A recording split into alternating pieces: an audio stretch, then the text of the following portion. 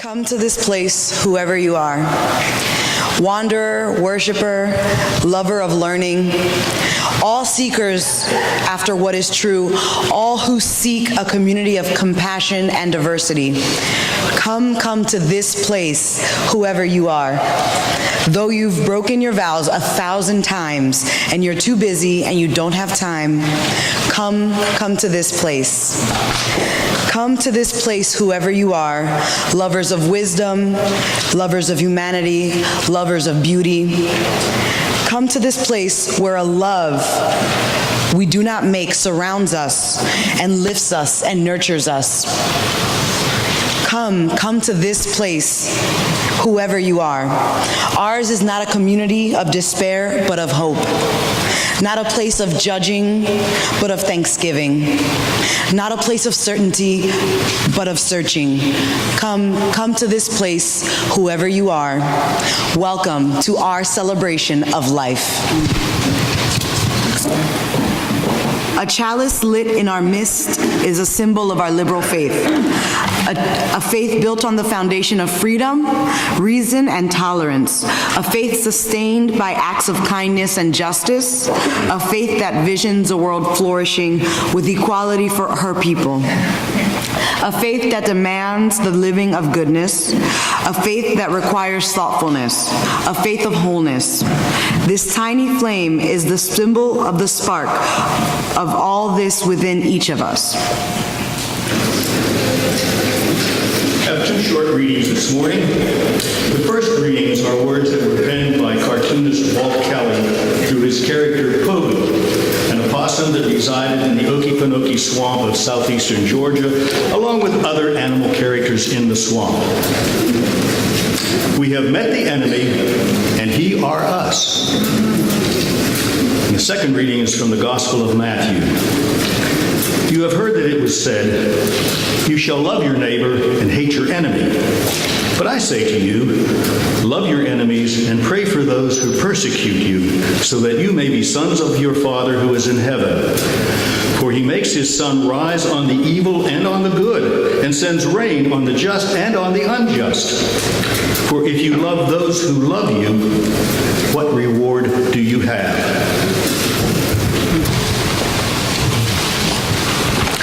Now I ask you all to get comfortable in your seat, relax, close your eyes if you wish, and concentrate on your heart within you, and feel the warmth of your heart expanding and becoming warmer. And send the warmth of your heart out into your family and your friends and this congregation. Let the warmth build even more and send it out into this troubled world.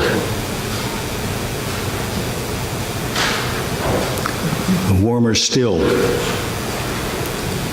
send it out to those with whom you have disagreements and possibly even enmity. For they in particular need your warmth, the warmth of your heart. So sit quietly and meditate upon that. We have met the enemy, and he are us. When I first sent the sermon title to Carolyn Scott, she says, "Oh, no, that's wrong. That's grammatically incorrect." And I said, "Yes, I know, but that's the way I've always heard it." So about a week later, she called and said, "Now I've researched and I've looked at the Pogo comic strip. Back in the day, we called them the funny papers." And she said, what Pogo said was, we have met the enemy and he is us, which is grammatically correct. So I said, well, Carolyn, I really don't care. This is the way I remember it. This is the way I remember it since I was a teenager, so I'm going with it. Now, until recently, I had always interpreted these words as we are our own worst enemy, and I think that's what Pogo had in mind. And now I'm not so sure. And this morning I'd like to take a look at an alternate interpretation through the cacophonous, contentious, and cloudy lens of contemporary culture, namely religion, immigration, and race. From here on in, it no longer becomes humorous. First, religion. The Roman Catholicism of my teenage years preached that only Catholics could go to heaven and all others were destined to eternal damnation. The followers of John Calvin and John Knox taught that only their followers were destined to heaven, and only those that were predestined to heaven would be saved. All others were destined to eternal damnation. Jews have always taught that they, and only they, were the chosen people of God. The Quran of Islam teaches that paradise is for those who worshiped God alone, believed and followed their prophet, and lived moral lives according to the teachings of Scripture. And these are just a few examples of religions teaching the differences between believers and others. Now, immigration gets even tougher. Immigration to the United States became an issue around the middle of the 19th century. It is not a new issue. The United States government and citizens have historically opposed the immigration of others into our nation, whether they be Chinese coolies, Irish who were considered black, Italians, Puerto Ricans, ignoring the fact that they are citizens, Latinos from Central America and Mexico, Indians, Syrians, and on and on and on. So it is not just the present immigration issues that have plagued our country. We have a history. Finally, race. We have a worse history. 400 years ago, on February 12th, ironically, the date that Abraham Lincoln would be born, a shipload of Africans was placed into slavery in the Virginia colony. This was the beginning of one of the two worst elements of American history. Slavery was, and is, morally reprehensible, caused a civil war between portions of our country, and fostered disdain and persecution of people of African ancestry in this country. More than a century ago, a stretch of North Tulsa was dubbed the Black Wall Street for its booming black-owned businesses. Much of that prosperity was wiped out during one of the worst episodes of racial violence in America and in American history. In May 1921, a white mob set fire to hundreds of businesses and homes, killing as many as 300 people and scorching 40 blocks. This is just one of the many instances of violence and hatred against African Americans. Billie Holiday sang of strange fruit hanging from trees in response to lynchings, mainly in the South, but not entirely. After all, the KKK was founded in Indiana, hardly a Southern state. Today we have suppression of voting rights, racial profiling, whether overt or covert, police brutality, and laws with greater penalties for blacks than for whites. The other element of racial hatred was the treatment of Native Americans by the U.S. government and by white settlers, predominantly of Anglo-Saxon descent, who were greedy for land, minerals, buffalo hides, and blood. Eli Parker, who was the first Commissioner of Indian Affairs and whose Iroquois name, he was the first Indian, Native American Commissioner of Indian Affairs, and whose Iroquois name was Donahogawa, wrote these following words. Although this country was once wholly inhabited by Indians, the tribes, and many of them once powerful, who occupied the countries now constituting the states east of the Mississippi, have one by one been exterminated in their abortive attempts to stem the western march of civilization. If any tribe remonstrated against the violation of their natural and treaty rights, members of the tribe were inhumanly shot down and the whole treated as mere dogs. It is presumed that humanity dictated the original policy of the removal and concentration of the Indians in the West to save them from threatened extinction.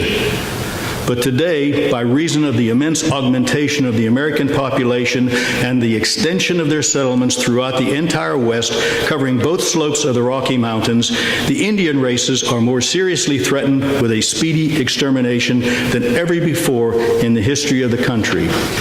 Again, this is by Donna Hogawa, who was Commissioner of Indian Affairs under President Ulysses S. Grant. In a U.S. Senate hearing about the same time period, Senator John Logan said to Sitting Bull, "The government feeds and clothes and educates your children now and desires to teach you to become farmers and to civilize you and to make you as white men." So the assertion of whiteness, cultural superiority, is nothing new. On February 19, 1942, President Franklin D. Roosevelt issued Executive Order 9066. Yes, we had executive orders back then. To inter persons of Japanese descent, most of them U.S. citizens, in concentration camps. So many enemies. So many enemies. But are they? Our Jewish and Christian roots tell us, when a stranger sojourns with you in your land, you shall do him no wrong. You shall treat the stranger who sojourns with you as the native among you, and you shall love him as yourself, for you were strangers in the land of Egypt. George Washington stated in 1783, "The bosom of America opens to receive not only the opulent and respectable stranger, but the oppressed, persecuted of all nations and religions." It's easy to see where Emma Lazarus got inspiration for the poem on the pedestal of the Statue of Liberty. James Madison, who was the driving force behind the U.S. Constitution, stated, "We are offering an asylum to the persecuted and oppressed of every nation and religion. The religion, then, of every man must be left to the conviction and conscience of every man, and it is the right of every man to exercise as these may dictate." Ibn Patel, who's a contemporary Pakistani-American writer, wrote of an interesting experience of his as a boy.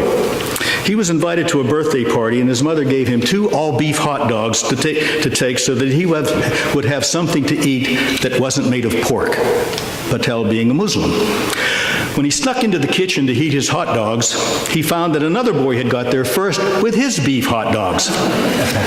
He asked the boy who he was, and the boy replied, "Chaim, my mother made me bring beef hot dogs." Patel asked, "Are you Muslim?"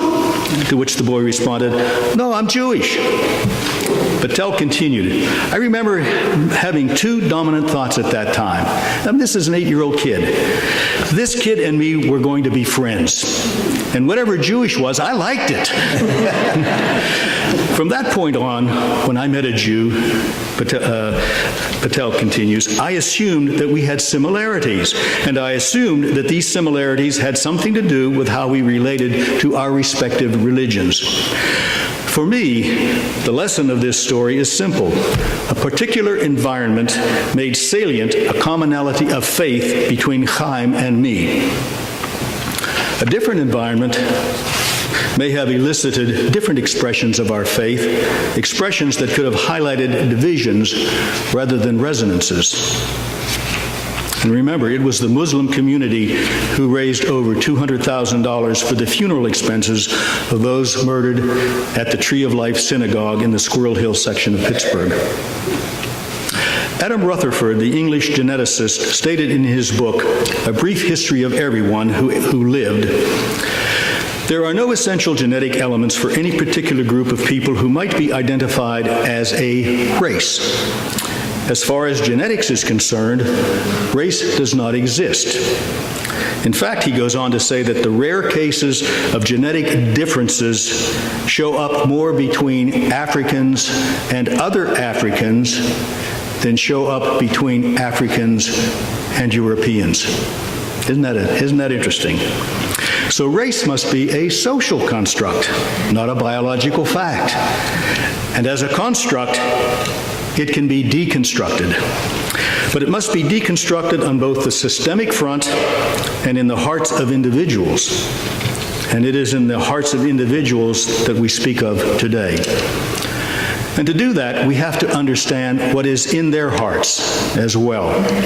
Rutherford wrote in his epilogue, "Writing this book has affected the way I think about people. I write these words sitting on a crowded London Underground train on the Victoria Line on a Wednesday morning in a sullen March. The train is crammed, and it's not particularly pleasant. Everyone is harassed about arriving at work on time, and we aren't prone to gracious behavior in these circumstances." W.E.B. Du Bois was much more direct and specific in his essay, Black Reconstruction in America, which was published in 1935. Back of the writhing, yelling, cruel-eyed demons who break, destroy, maim, and lynch, and burn at the stake is a knot, large or small, of normal human beings, and these human beings at heart are desperately afraid of something. Of what? Of many things, but usually of losing their jobs, being declassed, degraded, or actually disgraced, of losing their hopes, their savings, their plans for their children, of the actual pangs of hunger, of dirt, of crime. Sound familiar? Du Bois describes very human emotions here. So when we are tempted to look down our morally superior, self-righteous you noses at such people, people who may wear MAGA caps and chant, "Build the wall," remember that they are people just like us. They are human beings, and we must respect their inherent worth and dignity. Jesus said, "You have heard that it was said, 'You shall love your neighbor and hate your enemy.' But I say to you, love your enemies and pray for those who persecute you, so that you may be sons of your Father who is in heaven. For he makes his sun rise on the evil and on the good, and sends rain on the just and on the unjust. For if you love those who love you, what reward do you have?" Abraham Lincoln, in his first inaugural address, said, "We are not enemies, but friends." He went on to say, "The mystic chords of memory, when again touched, as surely they will be, by the better angels of our nature." Our Universalist roots would deem it necessary to be touched by our better angels of universal inclusion. We have met the enemy, and he are us. And yes, sometimes we are our own worst enemy. But more importantly, those we perceive as our enemy are just like us. In fact, they are us. Us. Us. So let it be, and let it be us.